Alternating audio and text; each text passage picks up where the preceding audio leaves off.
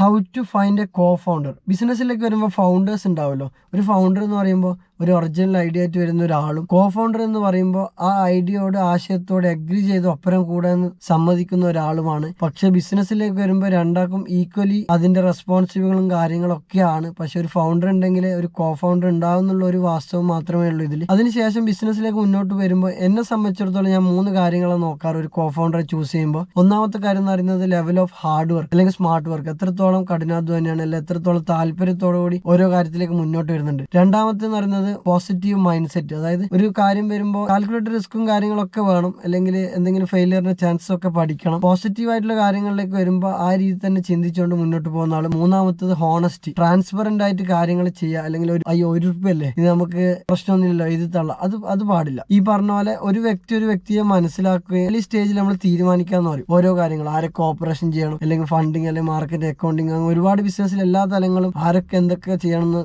ആദ്യമേ തീരുമാനിക്കുക. ഒരാൾ കൂടുതലാണെങ്കിൽ അവർക്ക് അതിന്റെ കൂടുതൽ ബെനിഫിറ്റ് കിട്ടണം, ഒരാൾ കുറവാണ് ഓബിയസ്ലി കുറവായിരിക്കും. നമ്മൾ അങ്ങോട്ട് പറയണം, നീ എടുക്കുന്ന പണി കൂടുതലാണ്, നിനക്ക് കൂടുതൽ കിട്ടണം. ആ വ്യക്തി നമ്മളോട് പറയാനുള്ള ഒരു ഇടവരുത്തരുത്. ആ രീതിയിലേക്ക് മുന്നോട്ട് പോകുമ്പോൾ നമുക്കൊരു ബ്രദർഹുഡ് റിലേഷൻഷിപ്പിൽ ലോങ് ടൈമിലേക്ക് ബിസിനസ് ഒരുമിച്ച് ഒരേ സക്സസിലേക്ക് പോകാൻ വേണ്ടി ഈഗോ ഒന്നും ഇല്ലാതെ ഒരു വിഷന് വേണ്ടി പോകും. എന്തുണ്ടെങ്കിലും ഓപ്പൺ ആയിട്ട് സംസാരിക്കുക എന്നുള്ളതാണ്. നല്ല രീതിയിൽ നമ്മളെ ബ്രദേഴ്സിന് അല്ലെങ്കിൽ സിസ്റ്റേഴ്സിന്, നമ്മൾ ആരൊക്കെയാണോ ബിസിനസ് ചെയ്യുന്നത് അവരെ ചേർത്ത് നിർത്താൻ നമുക്ക് കഴിയട്ടെ.